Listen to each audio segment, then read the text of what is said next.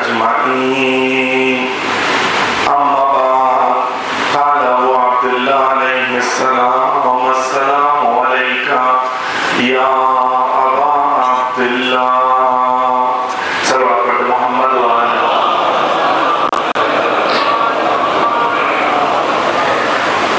عزیزان گرامی، کل ہم نے سمجھا کہ زیارت اس زمانے میں کتنی اہمیت رکھتی تھی اور کس طریقے سے ظالمین چاہا تھا کہ اہل بیت کا ذکر، خصوصاً امام حسین کے ذکر کو روک دیا جائے. اور ائمہ نے، خصوصاً ہم نے کل چوتھے امام کی زندگی میں دیکھا کہ کس طریقے سے انہوں نے کیا کیا اسٹریٹجیز کو اپنائے تاکہ امام حسین کا ذکر، امام حسین کا غم باقی رہے. اور نہ کہ باقی رہے، دو مرحلوں میں بات تھی. ایک غم کو باقی رکھنا تھا، دو اسی غم اور اسی امام حسین کے میسج کو مکتب اور ایک آئیڈیالوجی میں تبدیل کرنا تھا. اور یہ مکتب اور یہ آئیڈیالوجی تا قیامت تا ظہور امپورٹنٹ ہے، کیونکہ جب وقت کا امام بھی آئے گا تو کعبے کو ہاتھ رکھ کے کعبے کے دیوار کے دروازے کو پکڑ کے کہے گا کہ میں کون ہوں؟ میں حسین کی آل میں سے ہوں. یعنی امام زمانہ اپنے آپ کو کس سے معرفی کرائیں گے؟ کس سے اپنے آپ کو معرفی کرائیں گے؟ کہیں گے کہ میں حسین کی آل میں سے ہوں. اس کا علماء تحلیل کرتے ہیں. ایک معنی یہ ہے کہ اس زمانے میں امام حسین دنیا میں ہر انسان پہچانے گا حسین کون ہے. اس لیے جب معرفی کریں گے، اپنے آپ کو انٹروڈیوس کریں گے، کہیں گے کہ میں حسین کی آل میں سے ہوں، تو دنیا پہچانے گی حسین کون ہے اور حسین کا ویلیو سسٹم کیا ہے. یہ اہم ہے. عزیزان گرامی، کل جو ہماری بات پہنچی تھی، ایک بات میں آج کمپلیٹ کر دوں، پھر آج بات کو آگے بڑھاؤں. کل آپ کے سامنے عرض کیا کہ امام حسین علیہ السلام ایک جگہ پہنچتے ہیں جس کا نام زوالہ ہے. اور وہاں پہنچنے کے بعد امام اپنے ساتھیوں سے کہتے ہیں من کان فی نبازل موجتہ، میرے ساتھ وہ چلے کون؟ جو اپنے موجد کو میری راہ میں قربان کرنے کے لیے آ ہو. موطنا علی لقاء اللہ، اور جس نے اپنے وطن حقیقی کو کیا بنایا ہے؟ خدا سے ملاقات کی جگہ. لقاء اللہ، اللہ سے ملاقات، وہ میرے ساتھ چلے. امام حسین علیہ السلام نے یہ کہا خطبے میں، اور پھر امام حسین نے کہا فلیرحل معنا، وہ میرے ساتھ چلے. کون؟ جس کے اندر بھی دو کوالٹیز. پھر امام شام کا وقت تھا تو پھر امام جا کے سو گئے اور کہے، امام نے کہا کہ صبح کل میں حرکت کروں. تو 200 سے 300 لوگ جو امام کے ساتھ موجود تھے، جب امام صبح اٹھ کے چلے تو ان میں سے صرف 50 لوگ امام کے ساتھ چلے، باقی سارے سوئے گئے. باقی سارے سوئے گئے. یہ کون لوگ ہیں؟ یہ وہ لوگ ہیں جنہوں نے محبت کا دعویٰ کیا، اس کے بعد ایک منزل آگے گئے، بیعت کی. ایک منزل اور آگے گئے، امام کے لشکر میں شامل ہوئے. ایک منزل اور آگے گئے، حج نہیں کیا، حج کو عمرے سے تبدیل کر دیا. امام کو سمجھتے تھے، معرفت تھی، جانتے تھے. لیکن جب یہ پتہ چل گیا کہ جان دینے کی باری ہے، کچھ ملنے والا نہیں ہے، تو اکثر سوتے رہے. صرف 50 اٹھ کے چلے. اگر ہم امام حسین کے کہنے میں ہوتے تو ہم سوتے یا اٹھ کے چلتے؟ کہ آج امام حسین سے کہیں میرے ساتھ چلو، وہ چلے جو اپنا خون، جگر کا خون میری راہ میں قربان کرنے تیار ہے. وہ چلے جو اللہ سے ملاقات کے لیے تیار ہے. تو ہم سوتے یا چلتے؟ سب سوئے، سب سوئے. بہت کم چلے وہاں کے ساتھ. ان مجلسوں کے ذریعے سے مجھے اپنے آپ کو تیار کرنا کہ جب امام آواز دے تو میں سوتا نہ رہتا، میں اٹھ کے چلنے کے لیے تیار ہوں۔ دنیا کی زنجیریں مجھے اتنا نہ جکڑ لیں کہ میں امام تک نہ پہنچ پاؤں۔ اس فرش عزا اور عزاداری کے ذریعے سے میں ان زنجیروں کو توڑنے کے لیے تیار ہوں۔ شہید حجر جی جو اپنے بیٹے کو خط لکھتے ہیں، بہت خوبصورت خط، جب ان کی شہادت ہوئی اس سے پہلے انہوں نے خط لکھا اپنے بیٹے کو، تو وہ کہتے ہیں اپنی بیوی اور بیٹے سے کہتے ہیں کہ میں تم سے بہت محبت کرتا ہوں۔ اپنی بیوی سے اور بیٹے سے کہتے ہیں کہ میں تم سے بہت محبت کرتا ہوں، لیکن میں نے تمہاری محبت کو بیچ کے ایک ایسی محبت خریدی ہے جو تبدیل نہیں ہو سکتی۔ تمہاری محبت بیچ کے میں نے حسین اور زینب کی محبت کو خریدا۔ ایسا نہیں کہ محبت نہیں کرتے تھے، بہت کرتے تھے اپنے بچوں سے، اپنی بیوی سے، لیکن جب موقع آئے گا تو کیا یہ زنجیر بن جائے گی جو مجھے روکے گی امام تک پہنچنے سے،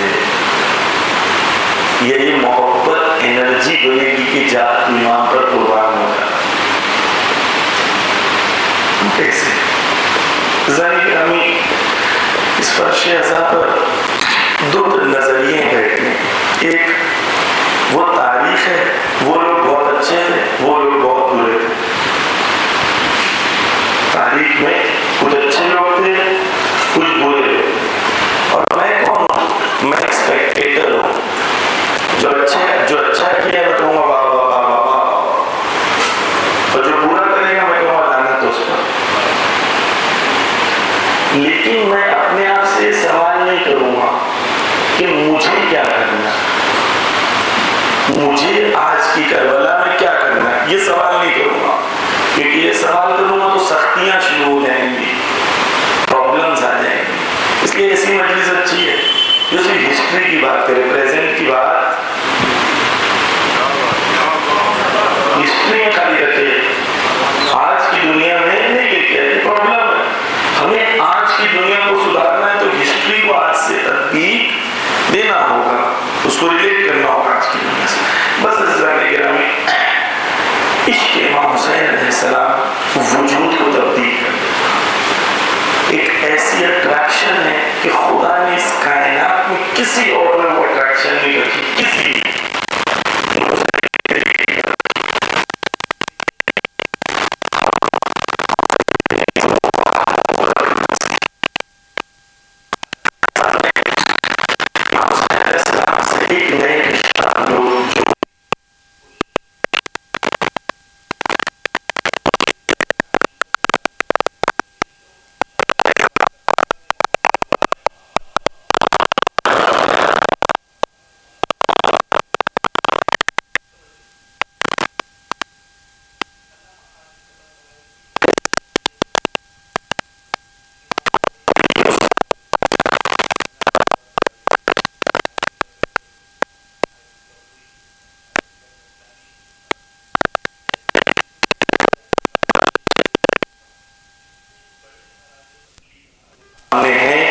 یا تو وہ ان کے استاد تھے یا ان کے استاد کے استاد۔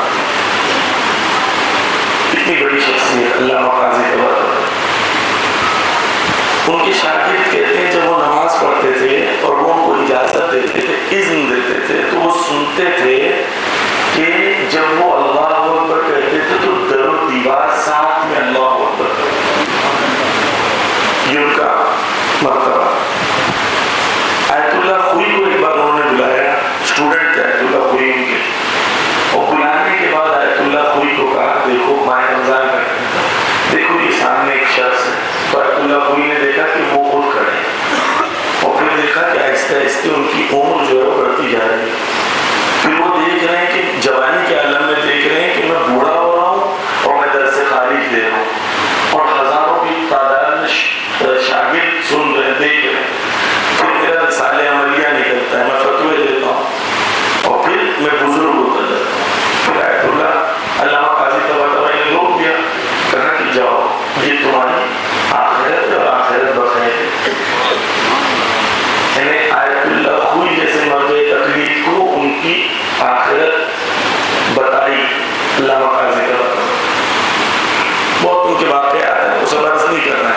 مجلس کا توجہ کیجیے. علامہ قاضی جب اس دنیا سے چلے گئے تو ان کے بیٹے کے خواب میں اور بیٹے نے پوچھا کہ اس دنیا میں اگر کوئی ایک چیز اگر آپ اور کرتے تو وہ کیا تھا جو آپ کو افسوس ہے. دیکھو اس دنیا میں مقام بہت اچھا ہے, لیکن کہا کہ اس دنیا میں اگر کوئی ایک اور چیز کرتے تو وہ کیا ہے. تو انہوں نے کہا کہ مجھے افسوس ہے کہ میں زیارت عاشورہ صرف ایک بار پڑھتا تھا, کاش میں دن میں 2 بار. میں اس دنیا میں قاضی تبادلہ جیسا عالم دین ایک عارف وہ کہہ رہا ہے کہ اس دنیا میں افسوس کس بات کا ہے کہ زیارت عاشورہ میں کم پڑ. آپ ہم نے زیارت عاشورہ پڑھیں, اس کے معنی کے ساتھ پڑھیں, سمجھیں. بہت عظیم زیارت ہے. میں آپ کے سامنے کچھ چیزیں زیارت عاشورہ کے حوالے سے آج پیش کروں. کل میں نے عرض کیا کہ چھٹے امام کا جب زمانہ آتا ہے تو بنی عباس انہیں دعوت کرتے ہیں تو امام نجف جاتے ہیں. پہلی بار امام زیارت کے لیے جا رہے ہیں, پوری زندگی میں چھٹے امام پہلی بار زیارت کے لیے جا رہے ہیں. امام نجف پہنچتے ہیں, امام کے ساتھ صفوان بیٹھا ہوتا ہے, امام کا شاگرد. نجف میں زیارت ختم کرنے کے بعد امام کربلا کا رخ کر کے صفوان سے کہتے ہیں, صفوان میں آج تمہیں ایک ایسی زیارت سکھاؤں گا کہ اگر یہ زیارت کوئی پڑھے, توجہ کیجیے, کوئی پڑھے, چاہے دور سے پڑھے چاہے نزدیک سے پڑھے, اسے وہی ثواب ملے گا جو کربلا میں رہنے والوں کو اور زیارت کرنے والوں کو ثواب ملے گا. تو کوئی اگر دور سے بھی زیارت کر رہا ہے تو اسے کیا ثواب ملے گا؟ کربلا کی زیارت کا ثواب ملے گا. پھر امام کہتے ہیں کہ اگر کوئی یہ زیارت کو پڑھے صفوان تو اللہ اسے 5 چیزیں عطا کرے. ایک, یہ زیارت اس کی مقبول ہوگی, اللہ اسے قبول کرے. 2, خدا اس کی کوشش, تلاش اور محنت کو ایکسیپٹ کرے گا. 3, اس کے سلام کو خدا خود حسین کی بارگاہ میں پہنچائے گا. خدا خود حسین کی بارگاہ میں پہنچائے گا اور پھر اس کی حاجات, ضرورت اور طلب کو خدا خود پورا کرے گا. اب جس قوم کے پاس زیارت عاشورہ ہو اور وہ قوم گنڈوں اور تعویذ اور جادوگروں کے پاس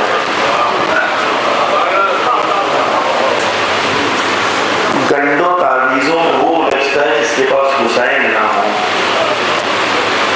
جس کے پاس حسین ہو کسی اور در پہ ہو جاتا نہیں. امام کہہ رہے ہیں کہ خدا خود حاجت کو پوری کرے گا, قبول کرے گا. مانگو تو کبھی حسین سے. وہ جو دشمن کو عطا کرتا ہے وہ اپنے چاہنے والوں کو عطا کیوں نہیں کرتا؟ یقین سے مانگو, یقین رکھو حسین ابن علی. بس عظیم ثواب لکھے ہیں. 5ویں امام نے کہا کہ کئی حج کا ثواب ہے, عمرے کا ثواب. ایک اور چیز ہے, لوگوں کو لگتا ہے کہ حج کا ثواب تو حج کرنے کی ضرورت ہے.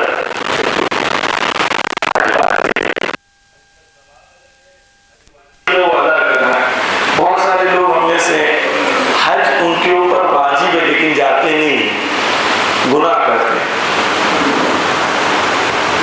اگر آپ کے پاس اتنے پیسے ہیں کہ آپ حج پہ جا سکتے ہیں تو آپ کے اندر استطاعت ہو گئی, آپ کو حج واجب ہو گیا, آپ کو جانا. مولانا گھر بنا لیں, بیٹی کی شادی کرا لیں, بیٹے کی شادی کرا لیں, یہ کرا لیں, وہ کرا لیں, جائز. پہلے حج پہ جاؤ, حج واجب ہو گیا. اتنی استطاعت ہے کہ حج پہ جانے کے بعد آپ کی زندگی نارمل چل سکے تو آپ کے تو حج واجب ہو گیا, حج جانا ضروری. الحمدللہ ایسی قومیں ہیں دنیا میں جہاں پر جوان بچوں کی شادیاں نہیں کرتے جب تک وہ حج نہیں کرتے. انڈونیشیا میں جب تک لڑکا لڑکی دونوں حج نہیں کرتے تب تک شادی نہیں کرتے. یہ رسم ہے. ہمارے یہاں تو ماشاءاللہ 8 ڈشز نہیں ہوں گی تو شادی نہیں کرتے. جتنی شادی میں خرچہ کرتے ہیں اتنے میں حج کر کے آ سکتے ہیں, لیکن کریں گے نہیں. لوگ کیسے بولیں گے, ضمیر بھائی آپ کے یہاں کیا کھانا بنا تھا, واہ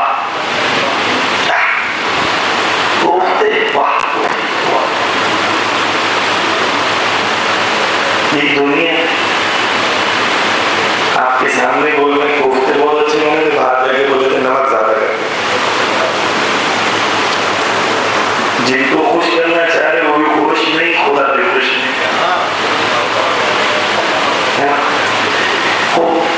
حج کا ثواب، زیارت عاشورہ میں یعنی عجیب برکت ہے.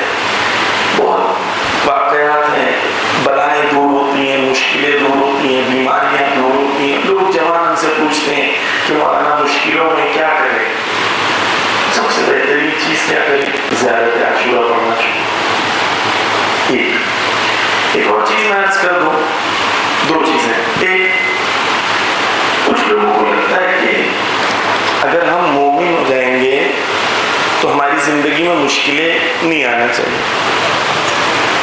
خدا نے اسی کو گارنٹی نہیں دیا کہ تم مومن ہو تو مشکل نہیں، بلکہ خدا نے قرآن میں برعکس کہا ہے کہ تم جتنا ایمان کا دعویٰ زیادہ کرو گے میں تمہیں اپنی بلاؤں میں زیادہ ڈالوں گا، تاکہ ٹیسٹ کر سکوں کہ تمہارا ایمان ہے کہ خالی زبان پہ ہے. میں مومن تو مشکل کیوں آتی ہے؟ تم حسین مومن نہیں تھے، علی مومن نہیں تھے، فاطمہ زہرا مومن نہیں تھی، نعوذ باللہ. ایمان کا مطلب یہ نہیں کہ مشکلیں نہیں آئیں گی، ایمان کا مطلب یہ ہے کہ مشکلیں آئیں گی لیکن تمہارا ایمان اتنا مضبوط ہے کہ تم مقابلہ کر سکتے. ایمان کا مطلب یہ پہلی چیز. دوسری چیز، توجہ کیجیے گا، مولانا یہ پڑھیں گے تو یہ ثواب ہے، یہ پڑھیں گے تو یہ ثواب ہے. تو ہم ثواب کے لیے پڑھ رہے ہیں یا اس مقصد کے لیے پڑھ رہے ہیں؟ ایک مثال کے ذریعے سے دو مثالوں کے ذریعے سے آپ کے سامنے پیش کرنا چاہتا ہوں کہ ثواب کا رابطہ کیا ہے. توجہ کیجیے. ایک ماں اپنے بچے کو کھانا کھلانا چاہتی ہے. جب ماں بچے کو کھانا کھلانا چاہتی ہے تو ماں بچے کو کہتی ہے بیٹا کھا لو تو میں تمہیں چاکلیٹ دوں. کہتے ہیں ماں بیٹا کھانا کھاؤ گے تو میں تمہیں چاکلیٹ دوں. ماں کیا چاہتی ہے؟ ماں چاہتی ہے بچہ کھانا کھائے اور تندرست بن جائے، ہے نا. لیکن ماں یہ جانتی ہے جب تک میں چاکلیٹ کی اس کو رغبت نہیں دلاؤں گی، چاکلیٹ کی اس کو اٹریکشن نہیں دوں گی تو یہ کھانا کھانے آئے گا نہیں. تو ماں کہتی ہے چاکلیٹ دوں گی، بچے کی توجہ چاکلیٹ پہ ہے، ماں کی توجہ بچے کو تندرست کرنے پہ ہے. ثواب ایسا ہی ہے، ثواب رغبت دلانے کے لیے خدا نے رکھا ہے تاکہ تم ثواب کے بہانے آؤ اور اس عمل کو انجام دو تاکہ تمہاری روح تندرست ہو جائے، تاکہ تمہاری روح تندرست ہو جائے. ہاں ثواب ملے گا کیونکہ خدا نے وعدہ کیا، خدا جھوٹے وعدے نہیں کرتا. لیکن ثواب الگ چیز ہے، روح کا تندرست ہونا الگ چیز ہے. اصل کیا ہے؟ ماں کیا چاہتی ہے؟ روح تندرست ہو. ایک دو مثال. دوسری، ہم کیسے مولانا زیارت پڑھیں؟ اتنا ثواب لکھا ہے لیکن ثواب پہ توجہ نہ ہو. میں نہیں کہہ رہا ہوں ثواب پہ توجہ نہ ہو، مثال دیتا ہوں آپ کی زندگی سے. آپ ہی ایسا کام کرتے ہیں روز. آپ مثال سنو، جب آپ کھانا کھاتے ہیں، اگر کوئی ڈاکٹرز ہوں گے یہاں پہ تو بتائیں گے کہ آپ کے جبڑے جو ہیں ان کی ایکسرسائز ہوتی ہے. تو وہ لوگ جو کوما میں چلے جاتے ہیں اور ان کے جبڑے بند ہوتے ہیں کئی مہینے تک، تو ڈاکٹرز ان کے جبڑوں کو کھول کے ان کی ایکسرسائز کراتے ہیں. یہ جبڑے بند ہوں گے تو جام ہو جائیں گے. تو جب ہم کھانا کھاتے ہیں تو جبڑوں کی ایکسرسائز ہوتی ہے. ہم روز کھانا کھاتے ہیں. کھانا کیوں کھاتے ہیں؟ اس لیے تاکہ پیٹ بھر جائے. اس کا اثر یہ ہے کہ جبڑوں کی ایکسرسائز بھی ہو جاتی ہے. ایسے ہی ثواب ہے. ہم جب کھانا کھاتے ہیں کبھی نیت نہیں کرتے کہ آج میں کھانا کھا رہا ہوں جبڑوں کی ایکسرسائز کرنے کے لیے قربتاً اللہ، ایسی کوئی نیت نہیں کرتے ہیں. لیکن ثواب کا اور عمل کا، آپ عمل پہ توجہ کرو، ثواب خود بخود اکاؤنٹ میں پہنچتا ہے. تو ثواب پہ توجہ کرو گے تو اچھا نہیں لگے گا نا. ایک ماں کو اچھا نہیں لگے گا کہ پوری توجہ چاکلیٹ پہ. ماں سوچے کبھی تو انسان یہ بھی سوچے کہ میں کھلا رہی ہوں مجھ سے محبت کرے، میں جو کہہ رہی ہوں مجھے سمجھے. تو یہ رابطہ ہے ثواب کا اور عمل کا. ثواب ملے گا، لیکن کچھ لوگ ہوتے ہیں یہ پڑھیں گے تو اتنا ثواب، وہ پڑھیں گے تو اتنا ثواب، کبھی خدا کی طرف توجہ نہیں کرتے، ہمیشہ ثواب کی طرف توجہ. جو مل رہا ہے اس پہ توجہ ہے، جو دے رہا ہے اس پہ توجہ. اصل کیا ہے؟ وہ دے رہا ہے تاکہ تم مجھ پہ توجہ کرو، لیکن اس پہ توجہ نہیں. یہ پہلی چیز زیارت کے ثواب کے بارے میں، تاکہ ہم لوگ ثواب کے چکر میں نہ رہیں، وہ چیز کو حاصل کریں. اب میں زیارت عاشورہ کیوں پڑھ رہا ہوں؟ اس لیے توجہ کیجیے، اس کے ثواب اپنی جگہ اس لیے پڑھ رہا ہوں کہ ایک شیعہ امام زمانہ کا ساتھی، ان کا ان کا چاہنے والا، ان کا عاشق، ان کا سپاہی کیسا ہونا چاہیے. زیارت عاشورہ ایک اس کا چارٹر کہ تمہیں کیسا ہونا چاہیے. زیارت عاشورہ پڑھو، وہ ویلیوز اپنے اندر جگاؤ، تم ویسے بن جاؤ گے جیسے امام چاہتے ہیں. اس لیے زیارت عاشورہ کیوں پڑھنا ہے؟ اپنے آپ کو امام، ایک ایسا سپاہی جو روز اپنے کمانڈر کے سامنے کھڑا ہے اور عہد کر رہا ہے کہ میں آپ کے ساتھ ہوں، میں ایسا ہوں، میں ایسا ہوں، میں ایسا ہوں. یہ ہے زیارت عاشورہ کہ آپ کمانڈر کے سامنے کھڑے ہیں، چارٹر پڑھ رہے ہیں. کیوں؟ اللہم انی اتقرب الیک، میں کیوں آیا ہوں؟ اللہ تیری قربت کو حاصل کرنے کے لیے. توحید. برأت الی اللہ، میں برات چاہتا ہوں دشمنوں سے. کس کی طرف؟ الی اللہ و الی رسول، اور رسول کی طرف. اس میں رسالت ہے، اس میں امامت ہے، اس میں توحید ہے، اس میں تولا ہے، اس میں تبرہ ہے، اس میں عہد و پیمان ہے. انی سلم لمن سالمکم وحرب لمن حاربکم. میں کہتا ہوں امام سے کہ مولا میں آپ کے ساتھ ہوں، اور آپ کے ساتھ اس طریقے سے امن رکھتا ہوں. جو آپ کے ساتھ امن رکھتا ہے میں اس کے ساتھ امن رکھتا ہوں، اور جو آپ سے جنگ کرتا ہے میں اس سے جنگ کی حالت میں ہوں. جنگ کی حالت میں کون ہوتا ہے؟ سپاہی ہوتا ہے. میں پڑھ رہا ہوں انی سلم لمن سالمکم، اور میں جنگ کی حالت میں نہیں ہوں. تو میں اپنے آپ سے سوال کروں گا میں کیوں جنگ کی حالت میں نہیں ہوں؟ اب میں زیارت عاشورہ پڑھتا جاؤں گا اور اپنے آپ سے سوال کرتا جاؤں گا. جو پڑھ رہا ہوں میرے وجود کے اندر وہ ایجاد کرنے کی کوشش کرتا چلا جاؤں گا. اس لیے روز پڑھوں گا تاکہ روز احساس ہو میرے اندر یہ کمی ہے جو مجھے پوری کرنے کی ضرورت ہے. بس کیوں پڑھنا ہے سمجھ میں آ گیا، کیسے پڑھنا ہے وہ بھی سمجھ میں آ گیا، کیا ایٹیٹیوڈ رکھنا ہے وہ بھی سمجھ میں آ گیا. اب ہم آتے ہیں پہلے فراز کی طرف کہ ہم امام سے کہتے ہیں السلام علیکہ یا ابا عبداللہ. آج اس کو سمجھیں گے کہ جب ہم امام سے کہتے ہیں السلام علیکہ یا ابا عبداللہ تو اس کا مطلب کیا ہے. توجہ کیجیے، جب ہم کسی بھی امام کی زیارت کرتے ہیں تو زیارت کے اذن دخول میں ہم لوگ کچھ چیزیں پڑھتے ہیں. توجہ کیجیے، ہم زیارت کے اذن دخول میں پڑھتے ہیں اللہم انی اعتقد حرمت صاحب هذا المشهد الشریف فی غیبته کما اعتقدها فی حضرته واعلم ان رسولک وخلفاءک علیہم السلام احیاء. ہم کہتے ہیں مولا توجہ کیجیے، میں امام حسین کی زیارت کو شروع کرنے جا رہا ہوں. اب جب زیارت کو میں شروع کرنے جا رہا ہوں تو یہاں پہ تین چیزیں ہیں، تین رکن ہیں جن پر مجھے توجہ کرنی، پوری توجہ کرنی. ایک، جو زیارت کر رہا ہے اسے زائر کہتے ہیں. دو، جس کی زیارت ہو رہی ہے اسے مزور کہتے ہیں. تین، وہ پروسیس جسے ہم زیارت کہتے ہیں، یعنی اس شخص کا اس شخص کی طرف اٹینشن دینا، رغبت دکھانا، محبت کا اظہار کرنا. تین چیزیں، زائر، مزور اور زیارت.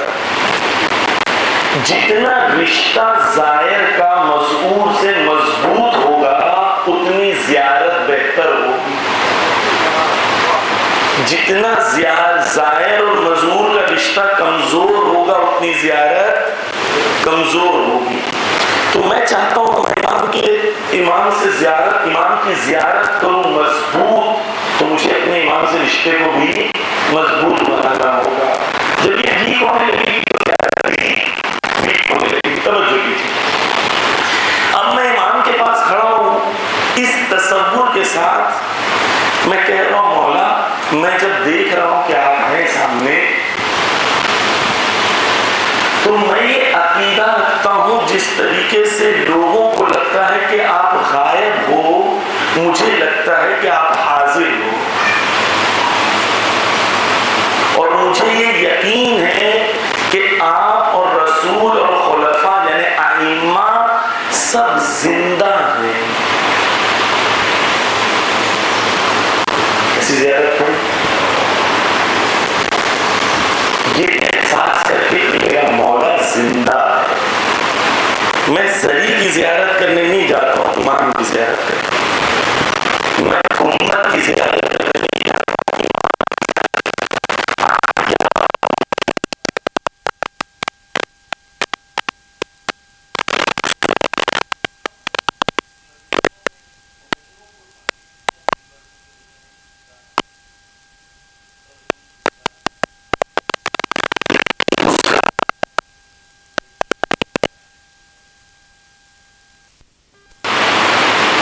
جس دن ہمیں یہ احساس ہو جائے گا حسین زندہ ہے، میری زندگی بدل جائے گی.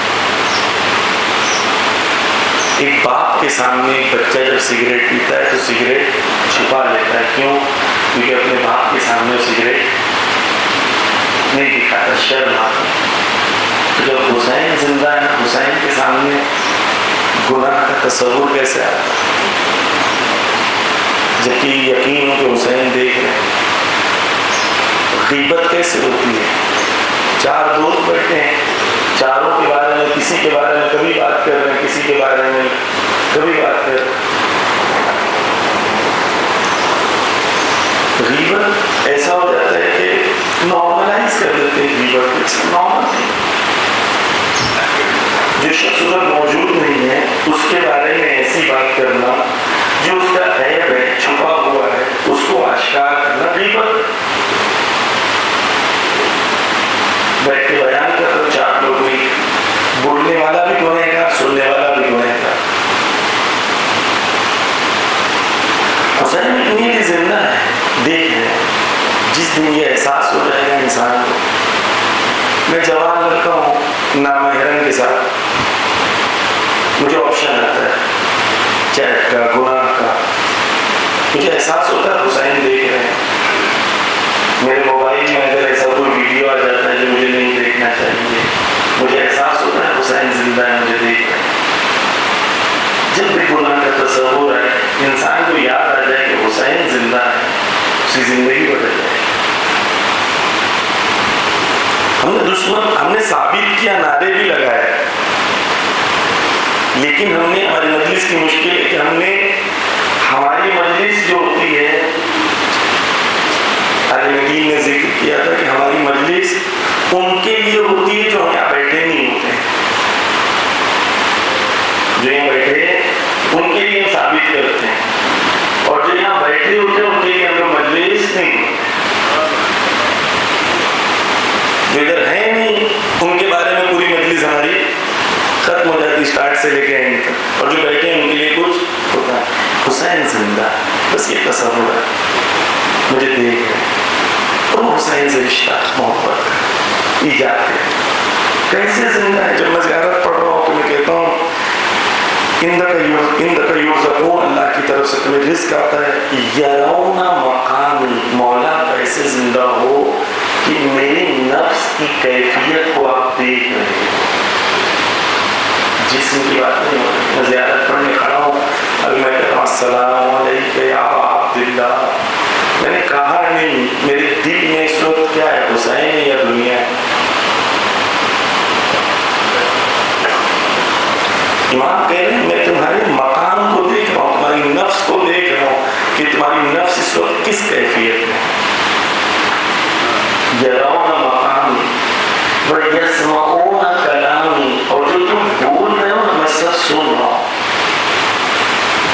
یردون سلامی، اور تمہارے سلام کا جواب دیتا ہوں، لیکن یہ گنہگار کان گناہ کی وجہ سے ان میں پردے پڑ گئے ہیں کیونکہ وہ جواب نہیں سن پاتے۔ ایسی زیارت ہے جس میں یہ احساس ہو کہ میرا مولا میرے سامنے، وہ مجھے دیکھ رہا ہے، میرے مقام کو دیکھ رہا ہے۔ ایسے کریں گے زیارت میں، السلام علیکم یا ابا عبداللہ، اے میرے مولا پر میرا سلام، وہ جو زندہ ہے مجھے دیکھ رہا ہے، میرے مقام میری بات سن رہا ہے۔ توجہ، اب جب میں نے شروع کیا زیارت، اس سے پہلے میں نے ایک ریلیشن بلڈ کیا امام کے ساتھ، ایک رشتہ جوڑا امام کے ساتھ۔ اس کے اندر میں کہہ رہا ہوں کہ مولا میں آپ کا ایک غلام ہوں، میں جانتا ہوں آپ زندہ ہیں، مجھے دیکھ رہا ہوں، گنہگار بھی ہوں، لیکن آپ کا غلام ہوں۔ ایک اور چیز کہوں، اس میں جوان ہو، ایک بار ایک شخص کا استاد علی نے پڑھایا، وہ شراب پی لیتا ہے، امام صاحب کا چاہنے والا رہتا ہے، شاید میں نے کل پڑھا تھا یہاں پر، یاد نہیں مجھے، شراب پی لیتا ہے۔ امام کوفے کی گلی سے گزر رہے تھے، جب وہ دیکھتا ہے اس کو شرم آتی ہے تو امام سے منہ موڑ کے دیوار کی طرف کھڑا ہو تاکہ امام اس کو دیکھے۔ امام خوبصورت جواب دیتے، امام کہتے ہیں فلانی اپنا منہ مجھ سے کیوں موڑ دیا؟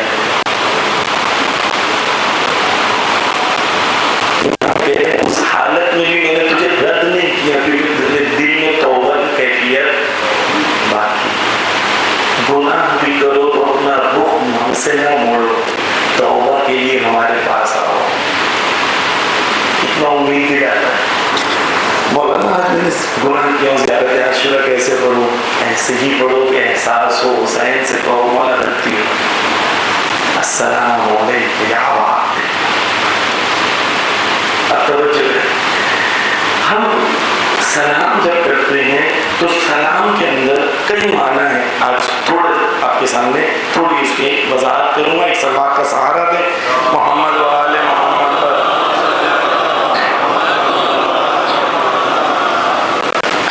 ہمارے یہاں حدیث ہے جہاں پر بی بی سے کہا گیا سلام کے سلسلے میں کہ سلام جب ہم کرتے ہیں تو دو، ایک السلام ایک سلام۔ جب السلام کہتے ہیں تو السلام کے ساتھ جب ایڈ ہوتا ہے تو اللہ کے اسم میں سے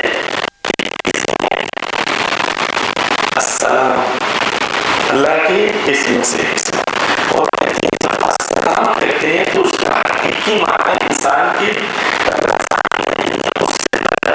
السلام کا حقیقی معنی کچھ اللہ کے سامنے پیش کرو، ایک سلام ایک السلام۔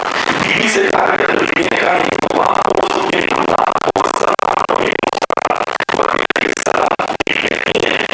اللہ کی سلامتی ہے اور اللہ سے سلامتی ہے، اللہ کی طرف سلامتی۔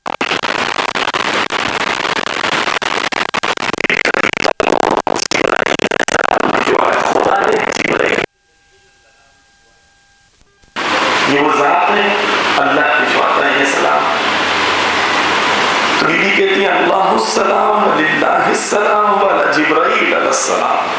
بیوی کہتی ہیں کہ اللہ سلام ہے، اللہ حقیقت سلام ہے اور اللہ کی طرف سے سلام ہے، اور جبرائیل جا کے خدا کی طرف بھی سلام کو پڑھتا ہے۔ السلام خدا کے اسماؤں میں سے ایک اسم ہے، جو ہم کہتے ہیں السلام علیکہ۔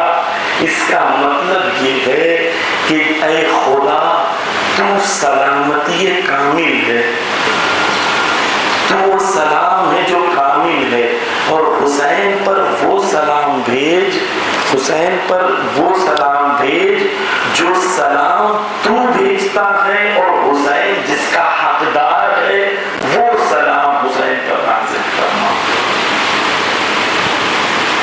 السلام علیکہ۔ اب توجہ کریں، یہ ایک معنی سلام کا میں نے پیش کیا، اور دو تین معنی ہے سلام کے اندر۔ جب میں سلام کرتا ہوں اس کے اندر کیا کیا چیزیں پوشیدہ ہیں، توجہ کیجیے۔ سب سے پہلے سلام کے اندر جو چیز آتی ہے ہم اسے کہتے ہیں دعا۔ سلام کا مطلب ہوتا ہے، جب ہم کسی کو سلام کرتے ہیں اس کا مطلب یہ ہوتا ہے کہ خدایا یہ شخص کو درونی اور بیرونی دونوں مشکلوں سے، خطاؤں سے، خطر سے محفوظ رکھ۔ تو جب ہم سلام کرتے ہیں کسی کو تو ہم دعا کرتے ہیں خدا اس شخص کو اس کی درونی خطرہ اور بیرونی خطرات سے محفوظ رکھ۔ تو ابھی آپ کسی کو ملتے ہیں، اسلام میں کتنا بلند اسلام ہے کہ پہلی چیز آپ اس کے لیے کیا تمنا کرتے ہیں؟ اس کی سلامتی درونی اور بیرونی خطرات سے۔ یہ پہلا معنی ہے سلام کا، دعا کا معنی کہ میں دعا کرتا ہوں۔ دوسرا معنی سلام کا کیا ہے کہ میں تسلیم بھی کرتا ہوں دعا کے ساتھ۔ توجہ کیجیے، تسلیم کا مطلب کیا ہے کہ جب میں یہ کہتا ہوں خدایا اس پر کوئی خطرہ نہ آئے، تو ساتھ میں یہ عہد بھی کرتا ہوں کہ میں ان میں سے ہوں جو ان پر کوئی خطرہ آنے نہیں دے گا، اور خطرہ آئے گا تو میں دفاع بھی کروں گا۔ دعا کے ساتھ کیا ہے؟ تسلیم کا معنی کہ مولا میں حاضر ہوں، آتیتک ظاہرا وافدا عائدا مما جنیت علی نفسی واعتقدت علی ظہری۔ کس طریقے سے میں تسلیم ہو رہا ہوں زیارت میں پڑھتا ہوں کہ اس طریقے سے کہ میں جانتا ہوں کہ گنہگار اپنے مولا کے پاس آیا ہے اور گناہ میرے اتنے زیادہ ہیں کہ جن کی وجہ سے میری کمر جھک گئی۔ یہ تسلیم کی منزل اپنے مولا کے سامنے زیارت پڑھنے سے پہلے۔ اب اس کے بعد ایک اور معنی ہے زیارت کا، سلام کا کہتے ہیں حمایت قلبی، زبانی اور عملی۔ جب آپ کہہ رہے ہیں سلام، اس کا مطلب آپ ان کی سلامتی چاہتے ہیں، اس کے اندر آپ یہ بھی اعلان کر رہے ہیں کہ میری اس سلامتی کے لیے حمایت قلبی، زبانی اور عملی تینوں چیز حاضر ہیں۔ ایک اور چیز آخر آپ کے سامنے، اس کے اندر توسل کا بھی معنی ہے، وہ میں فی الحال روکتا ہوں، آپ کے سامنے ایک بات پیش کرنا چاہتا ہوں۔ ایک معنی سلام کا یہ ہے، اہم توجہ دیجیے، جسے کہتے ہیں سلامی علیکہ، میری طرف سے آپ کو سلام۔ ایک بات رسول چھٹے امام ہمارے امام صادق علیہ السلام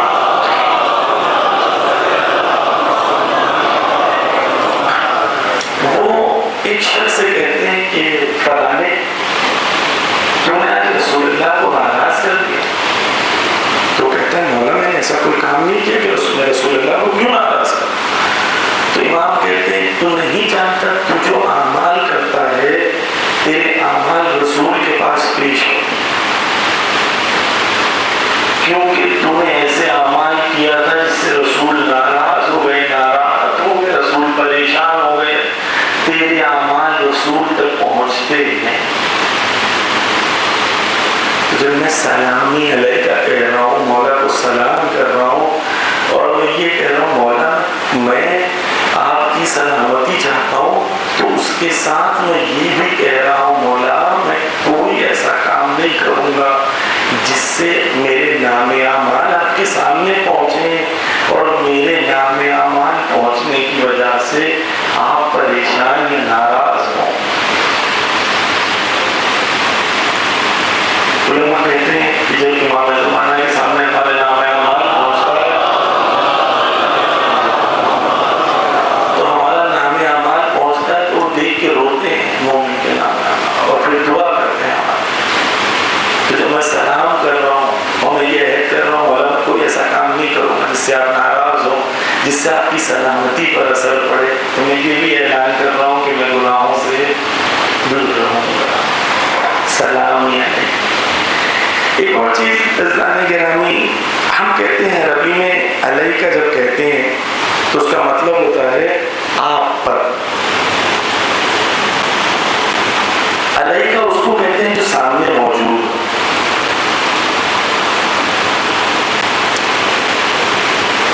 غائب کا صیغہ نہیں ہے، یعنی اس یقین سے زیادہ پڑھو تمہارے سامنے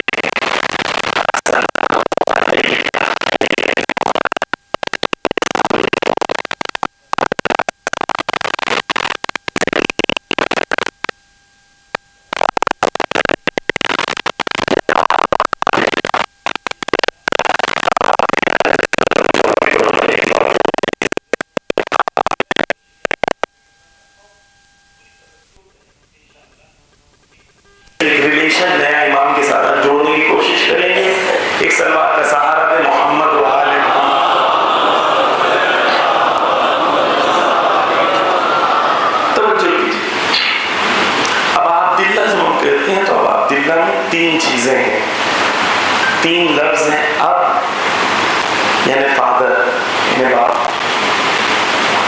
اب یعنی غلام، اب یعنی فادر، ابا عبداللہ، اب یعنی غلام، اب کس کا؟ اب اللہ، عبداللہ. تو سلام ہو اس حسین پر جو عبداللہ کا باپ ہے. کون حسین؟ عبداللہ نہیں، پوری دنیا عبداللہ ہے، حسین عبداللہ کے باپ ہے. اس توجہ کیجیے، ایک معنی آپ کے سامنے پیش کرنا چاہتا ہوں. عبداللہ کہتے ہیں، حسین کو کیوں کہتے ہیں، یہ چیز آج پیش کرنا چاہتا ہوں. اب عبداللہ کیوں؟ علماء نے الگ الگ ریزن دیے، وقت نہیں، صرف ایک میں آپ کے سامنے پیش کروں. امام حسین علیہ السلام جو ہے وہ ہمارے قوم ہیں، اور ہم کیوں کہتے ہیں یہ چیز پیش کریں. تو ایک بات، ایک شخص ہوتا ہے وہ دوسرے شخص کو ایک تماچا مارتا ہے، تو پولیس کیس کرتی ہے کہ فلاں شخص نے فلاں شخص کو تماچا مار دیا. اسی کے قریب میں ایک دوسرا شخص ہوتا ہے، ایک آن ڈیوٹی پولیس آفیسر کو تماچا مار دیتا. تو کیس یہ نہیں ہوتا ہے فلاں شخص نے فلاں شخص کو تماچا مارا، کیس یہ ہوتا ہے کہ فلاں شخص نے پولیس ایڈمنسٹریشن پر حملہ کیا. ایسا ہی ہے. اور اگر کوئی چیف منسٹر کو تماچا مار دے تو ہوگا کہ فلاں شخص نے ایڈمنسٹریشن اور گورنمنٹ کے خلاف حملہ کیا. میں کہوں گا تماچا تو ایک ہی مارا ہے تینوں نے، تو کیس الگ الگ تین کیوں؟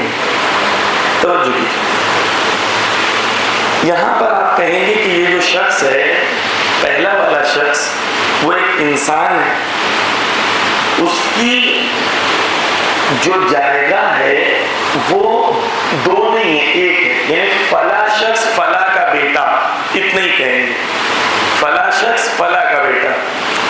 لیکن جب پولیس آفیسر کی باری آئے گی تو ہم دو چیز کہیں گے، فلاں شخص فلاں کا بیٹا، لیکن وہ کس منصب پہ تھا، کس پوزیشن پہ تھا، تو کہیں گے وہ آن ڈیوٹی پولیس آفیسر.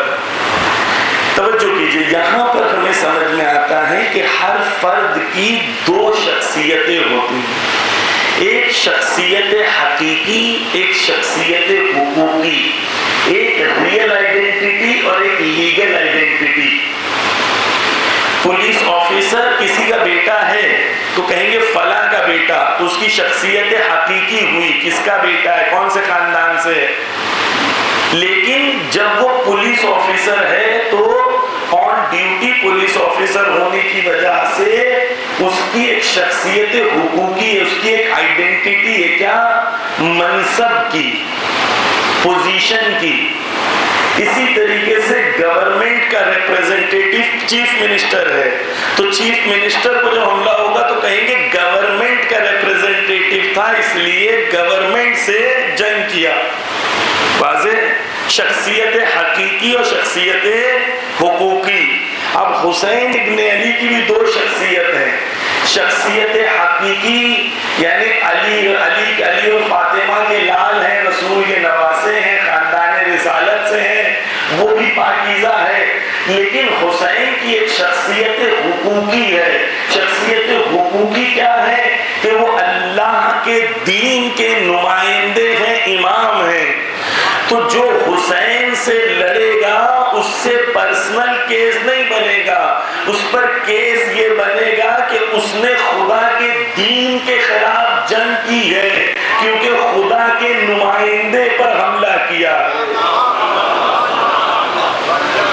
شخصیت حقیقی اور شخصیت حقوقی، یعنی امام پر حملہ امامت کے عنوان سے ہوا ہے، کیونکہ امامت کے عنوان سے امام پر حملہ ہوا ہے.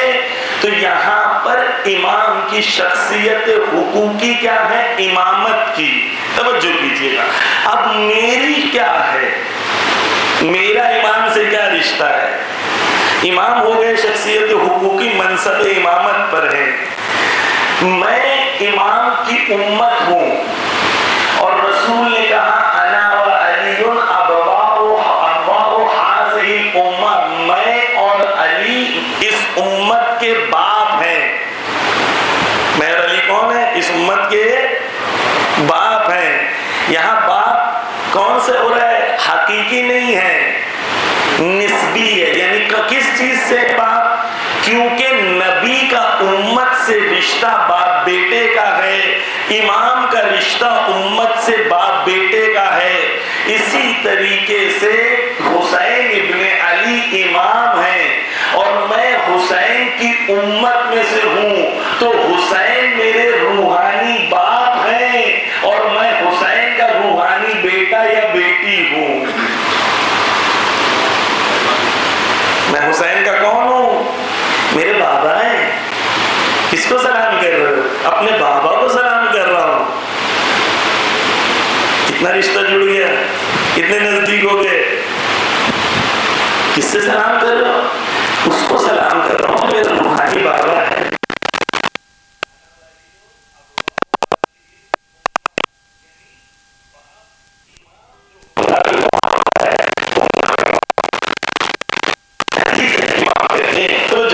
خوبصورت حدیث ہے، کسی نے پوچھا کہ والد الشفیق امام کون ہوتا ہے؟ امام ایک ایسا دوست ہوتا ہے جو ہمدم ہو، ہمراز ہو، ایسا دوست ہو جس سے آپ اپنی دل کی بات بول سکو، امام سے بات کر سکو، اپنے دل کے ہمراز کھول سکو۔ انیس الشفیق، انیس الرفیق اور والد الشفیق، ایک ایسا باپ ہے جو رحمت کرنے والا ہے۔ اگر کوئی ایسا باپ ہو جو بہت شفیق ہو، جب بیٹا غلطی کرتا ہے باپ کے سامنے جاتا ہے، آنکھوں میں آنسو آتے ہیں، تو باپ کہتا ہے بیٹا کچھ بولو مت، گلے لگ جاؤ، بات ختم ہو گئی۔ حسین سے یہ رشتہ بنا، والد الشفیق۔ حسین کون ہے؟ میرے والد الشفیق ہیں، اور کاش میں حسین سے وہ رشتہ بنا سکوں، والد الشفیق پر۔ اسی حدیث میں امام کہتے ہیں کہ امام کون ہے؟ ایک ماں کی طرح، ایک ماں جو بچے سے محبت کرتی، چھوٹا بچہ اس کی پرورش اور تربیت کرتی ہے، تو یہ پرورش اور تربیت میں ماں بچے پہ کتنی توجہ رکھتی ہے، اتنی توجہ امام اپنی امت پہ رکھتا ہے، اپنے بیٹے پہ۔ کچھ مثالیں دوں میں آپ کے سامنے، تاکہ ہمیں لگتا ہے ہم امام سے محبت کرتے ہیں، کوئی بھول جاتے ہیں کہ امام ہم سے کتنی محبت کرتے ہیں۔ امام علی کے ایک صحابی تھے، ان کا نام تھا رومیلہ، بیمار تھے، رومیلہ بیمار تھے، اور امام جمعہ پڑھا رہے تھے تو وہ جا نہیں سکے، نماز پڑھا رہے تھے، لیکن نماز ختم ہوتے ہوتے انہوں نے ہمت کی کہ کسی طریقے سے مولا کے پاس چلے جائیں۔ مولا نماز پڑھ کے نکل رہے تھے، رومیلہ نے کہا مولا میری طبیعت خراب نہیں آ سکتا، تو امام علی کہتے ہیں رومیلہ جب تم بستر پہ تھے اور کروا رہے تھے، کہہ رہے تھے خدایا مجھے شفا دے، جب تم دعا کر رہے تھے تو میں آمین بول رہا تھا، اور جب تمہارے لب خاموش ہو رہے تھے تو میں تمہارے لیے دعا کر رہا تھا۔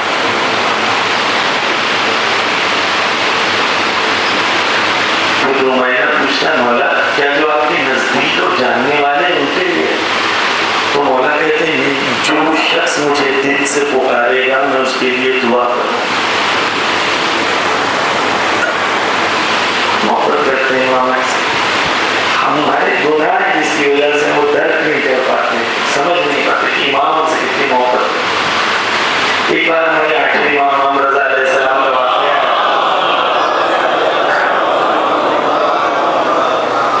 ان کا واقعہ ہے کہ ابا سلط ان سے ملنے آئے تھے، آخری وقت ابا سلط کا، اور آخری وقت وہ جدا ہونے والے تھے، کہیں جا رہے تھے، تو ابا سلط نے سوچا کہ جب میں امام کے پاس جاؤں گا تو امام کو بولوں گا امام اپنے لباس میں سے تھوڑا کپڑا کاٹ کے مجھے دے دینا، تاکہ میں جب شفاعت کے لیے امام کا کپڑا رکھوں اور امام سے کہوں گا امام مجھے تھوڑے پیسے دے دو، میری 2 بیٹیاں ہیں، 2 انگوٹھی خریدوں اور ان کی شادی کرانے کی۔ اس زمانے میں 2 انگوٹھیوں میں شادی ہو جاتی۔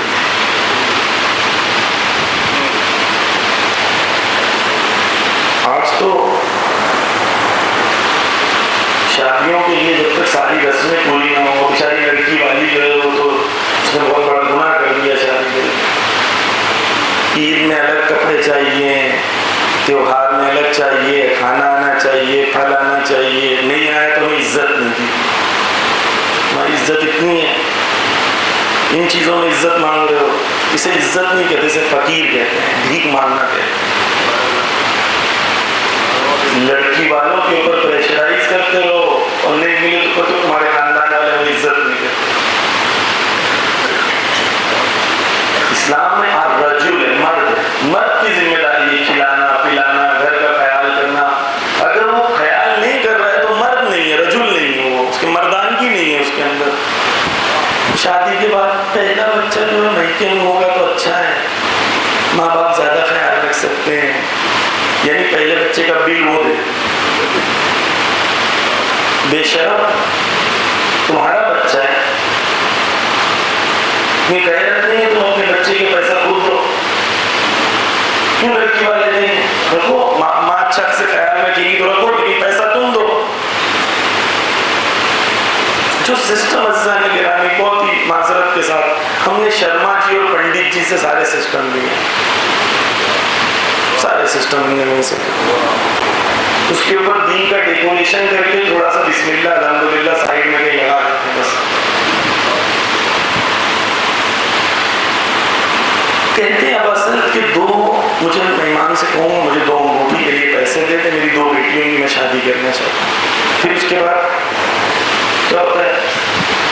وہ آتے ہیں امام کو دیکھتے ہیں، اب اصل اتنی محبت ان کی عمر جاتی ہے کہ رونے لگتے ہیں، زاروں قطار رونے لگتے ہیں، امام کو گلے لگ جاتے ہیں، بھول جاتے ہیں کہ مانگنا کیا ہے۔ امام کو دیکھتے ہیں منقلب ہو جاتے ہیں، پھر امام خدا حافظ بول کے جانے لگتے ہیں۔ تو امام ایسا کہتے ہیں نہیں اب اصل یہاں پہ وہ کپڑے رکھے ہیں جس کی تم تمنا کرتے تھے، اور اس کے بازو میں وہ اشرفیاں رکھی ہوئی ہیں جس سے تمہیں انگوٹھی خریدنا ہے اور اپنی بچیوں کی شادی کرنا ہے۔ تم بھول جاؤ گے لیکن ہم نہیں بھولیں گے۔ یہ ہے باپ، بچے کو جو ضرورت ہوتی ہے باپ زیادہ توجہ کرتا ہے کہ میرے بچے کو کیا ضرورت ہے، بچہ خود بھول جاتا ہے، باپ نہیں بھولتا۔ والد الشفیق، امام سے ایسے رشتہ بنا ہے، والد الشفیق، دل سے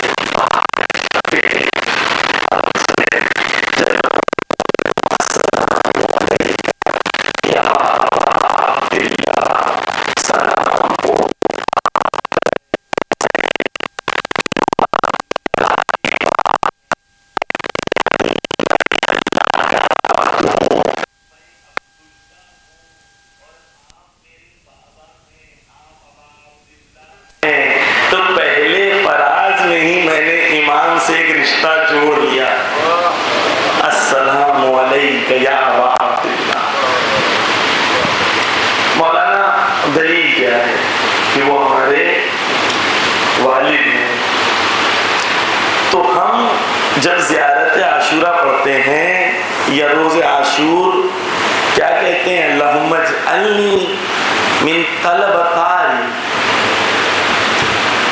ہم لوگ یہ دعا کرتے ہیں خدایا مجھے ان میں سے شمار کرنا، ان میں سے قرار دینا جو حسین کے خون کا بدلہ لیں گے، حسین کے خون کا بدلہ لیں گے۔ آیت اللہ جواد عملی کہتے ہیں ہم کس بات پہ یہ کہہ رہے ہیں کہ ہم حسین کا بدلہ لیں گے؟ کون ہوتے ہیں حسین کے؟ تو اسلام میں ہے کہ جب کوئی مر جائے، کسی کا قتل ہو جائے، تو قصاص کا حکم ان کے بچوں کے لیے ہوتا ہے۔ اس کا بدلہ کون لے گا؟ اس کا بیٹا لے گا۔ تو جب ہم کہتے خدایا تو ہمیں شمار کر ان میں سے جو بدلہ لے گا، یہاں پر ہم کہہ رہے ہیں ہم ان کے فرزند ہیں، اور کیونکہ کے ہم فرزند ہیں، خدا ہمیں قرار دے ان میں سے جو ان کا بدلہ لے گا، قصاص لے گا ان کی۔ یہ مطلب ہے کہ ہم بیٹے ہیں، فرزند ہیں، اللہ گرامی سید غیر سید نہیں ہے، حسین سب کے باپ ہیں۔ اسلام میں برہمنزم نہیں ہے، حسین سب کے باپ ہیں۔ جو دل سے حسین کو پکارے حسین اس کے باپ ہے، حسین اس کے بابا ہے، وہ فرزند حسین ہے۔ آیت اللہ جواد عامری کہتے ہیں ہمیں فرزند امام حسین ہیں، ہم سب فرزند امام حسین تھے، اپنے بابا کی مجلس میں آئے۔ السلام علیکہ یا ابا عبداللہ۔ انشاءاللہ زندگی رہی تو اسی ابا عبداللہ کو اور سمجھیں گے کل انشاءاللہ۔ فار اللہ کیوں کہتے ہیں امام کو؟ السلام علیکم فار اللہ وابن فارہی، حلت بفنائے، کون سی منزل ہے جو حلت بفنائے؟ انشاءاللہ زندگی رہی تو ایک کر کے چیزوں کو سمجھنے کی کوشش کریں گے تاکہ زیادہ عاشورہ پڑھنے تو لطف آئے، مزہ آئے، روحانی مزہ آئے، امام سے رشتہ ہو۔ کبھی کبھی انسان کو دل نہیں کرتا پوری زیارت کرے، تو امام کہتے ہیں پوری زیارت کا دل نہیں کر رہا ہے نا، صرف کھڑے ہو جاؤ، دل حاضر کرو، ایک جملہ کو السلام علیکم یا ابا عبداللہ ورحمۃ اللہ وبرکاتہ، دل سے کہو، بیٹھ جاؤ، وہی ثواب ہے۔ دل حاضر ہو، زیارت ختم ہو، کیا ہوا؟ کچھ نہیں، دل نہیں جڑا۔ زبان کی زیارت اور ہے، دل کی زیارت اور ہے۔ دل بھی بتا رہے ہیں عزیزان گرامی، عزیزان گرامی، وہی حسین ہے جو کربلا میں پیاسا رہ گیا، وہی ابا عبداللہ ہے جو سب کے لیے رحمت بنا تھا لیکن کربلا میں پیاسا رہ گیا۔ چوتھے امام جب بھی بازار سے گزرتے تھے پانی دیکھتے تھے تو چوتھے امام